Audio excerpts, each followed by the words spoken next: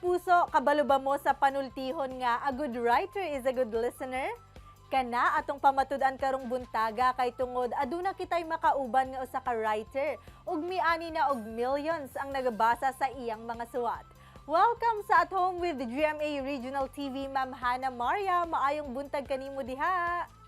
Yes, good morning, Abby, and thank you so much for inviting me sa At Home with GMA Regional TV. So, I'm really honored to be here. Ma'am Han, kanus aba ka nagsugod og suwat sa imong mga content? Okay, Abby, nagsugod jud kong sulat ka grade 5. So, 9 years old pa lang ko ato. Random lang jud siya, gihimo lang jud na akong outlet ang pagsulat hantod sa nitungtong kong high school. So, ang nahitabo is that, ginapalitan ko sa akong parents og notebook. Tapos, kanang notebook, dapat pala jud na siya sa notes na ko para sa akong mga lessons. Pero ang nahitabo, kay ginahimo na ko siya, ginagamit na ko siya para magsulat. And then, ako mga classmates is ginapasa-pasahan nila ang notebook, tapos binabasa nila ako mga story, tapos mga tanong sila, unsay sunod sa motto, nagpadayon ko sila tungod sa ilaha. And second year high school, a friend of mine told me about this writing platform called Wattpad. Pangutana ko niya kung gusto ba ko magsulat dito. So I created an account March 2013, and then leader ko sa platform for 4 years.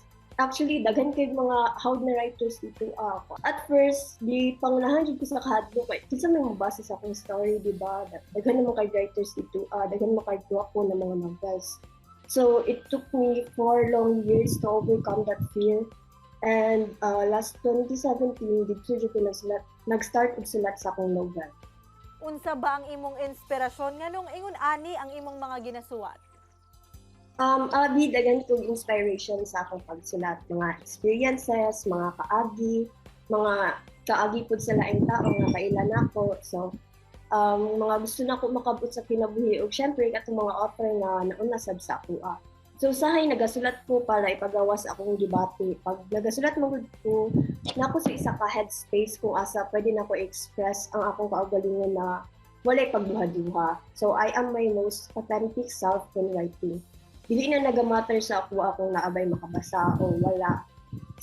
Ang ako ang jud is kanang mapagawas na ko ang ako ang gibati through sa pagsulat.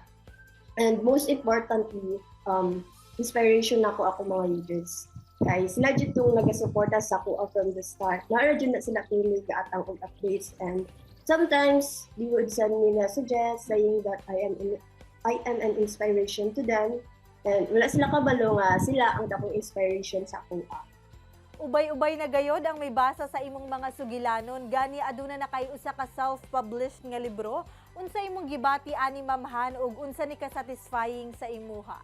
Yes, nag-self-publish ko sa akong novel. Ang title is Mary Grace, last 2018. Tapos, Juta de Liman, na siya reprint atong 2019. Actually, makarelate ang mga writers ani kanang magunitan ganin mo ang imong physical copy sa imong book for the first time. It's very similar to when mothers give birth and hold their baby for the first time. Ingon ana jud ang feeling. Tanan kahago, kalipay, kasakit.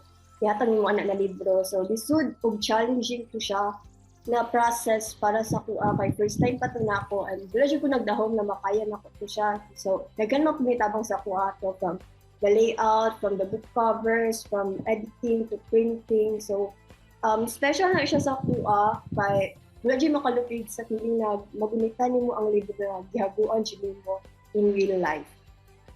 Unsa ba imong plano, Ma'am Han, sa imong career isip writer sa umaabot nga panahon ug unsa pa ang angay nga atangan sa imong mga readers? Sa karon, makita gihapon nako akong kaugalingon na magsulat sa Wattpad. Wala siya babaguhan na. Bako na siya nga parte sa akong kinabuhi ang writing platform kay diri jud ko nag-grow ug diri sab nako nakaila ang mga tao nga importante kaayo sa kuha, labi na akong mga readers. Ug ang ilang sab na ibalik nako sa ilaha ang suporta na binahatag nila sa kuha.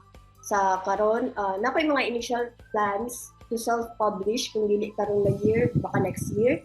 And kung umabot man ang panahon na tagaan ko oportunidad sa mga publishing company, himuon ako ang tanan aron ma-satisfy akong mga readers kay in the first place para jud sa ilaha ang tanan.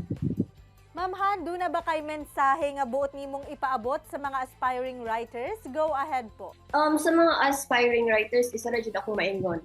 Keep on writing.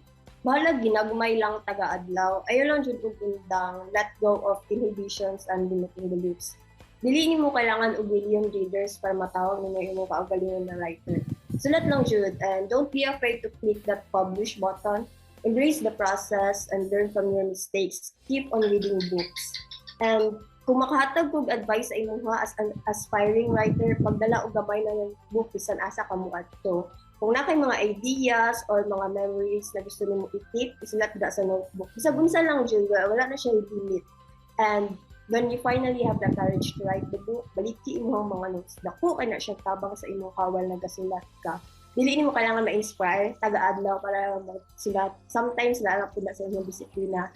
And maski yun sa kalisod, sulat lang jud. One day, you will be someone's favorite writer. So, salig lang. Daghang salamat Ma'am Han for sharing your time. Padayon og amping kanunay.